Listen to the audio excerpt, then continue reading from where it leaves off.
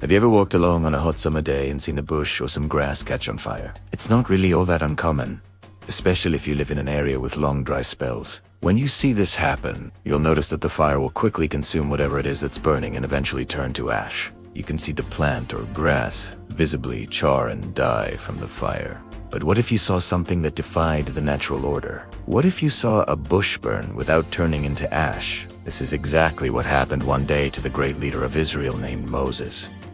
And what he saw that day would change his life and the course of history forever. So let's take a closer look at the story of when a bush burned but wouldn't turn to ash. A worn-out shepherd.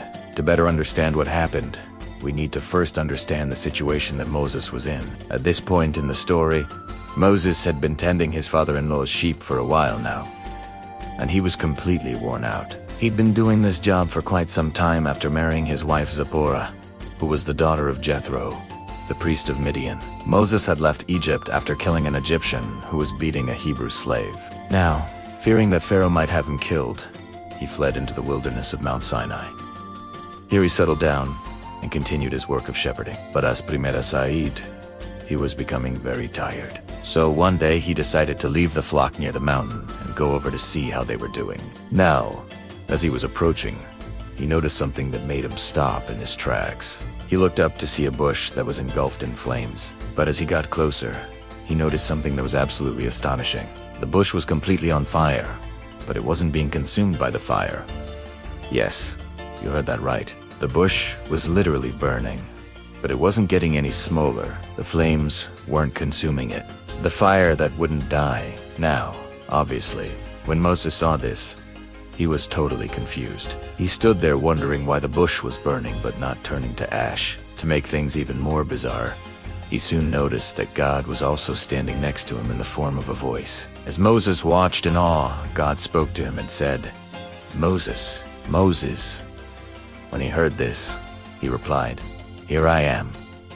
And then God told him to come no closer because he had holy ground beneath him. Now, if you've ever read the Bible before, you know that whenever God makes his presence known, he always says something similar to this. In Exodus 3-5, God says, "Do not come any closer. Remove your sandals from your feet, for the place where you are standing is holy ground." And here in Exodus 4:12, God tells Moses the same thing, saying, "Speak to them, and the serpent shall eat the dust, and the fire shall devour the wilderness." In both cases, God is telling these people that they should not come close to him, because he is too holy for humans to be in his presence.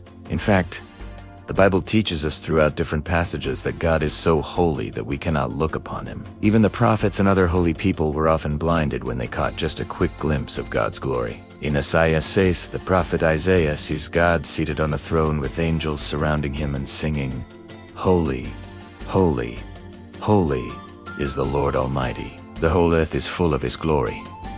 When Isaiah catches a glimpse of God's holiness, he immediately cries out, "Woe is me, for I am ruined, for I am a man of unclean lips." In response, one of the seraphim comes over to him and takes a hot coal from the altar and touches Isaiah's mouth with it. Then he says, "See, this has touched your lips. Your guilt has been taken away and your sin atoned for. Te kol.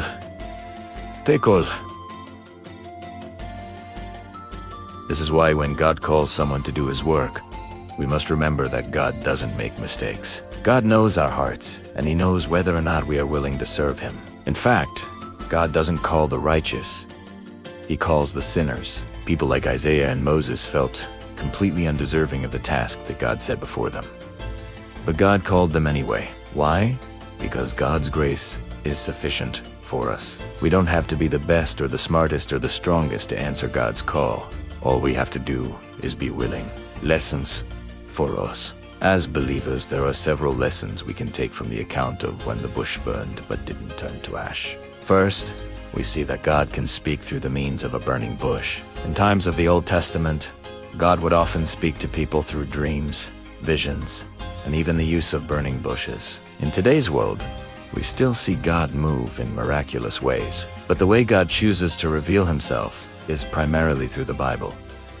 Today, we no longer hear God speaking audibly to people. Instead, He reveals himself to us through Scripture. If we want to hear from God, we must open the pages of His Word. Just like Moses, we must also pay attention to what God is saying to us in His Word. Second, we see that God spoke to Moses and called him by name. In verse 4 it says, "And when the Lord saw that he had turned aside to see, God called to him out of the midst of the bush and said, 'Moses, Moses.'"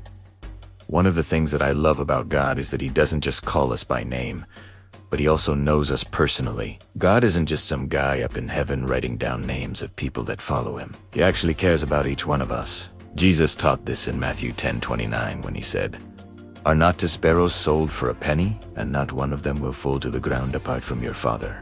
But even the hairs of your head are all numbered." So the next time you feel alone or forgotten, remember that God knows you and He loves you.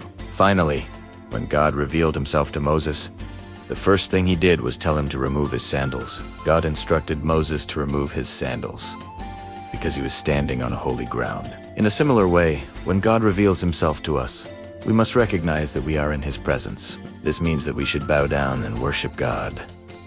We shouldn't ignore His voice or try to push Him away. Instead, we should humble ourselves and recognize that God is worthy to be praised. Closing reflection.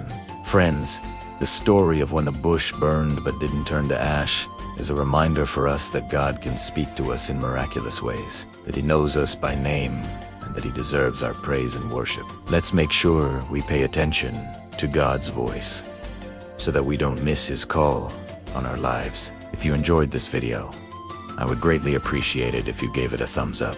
Also, feel free to share it with your friends and family. I hope you have a wonderful day, and may God bless you.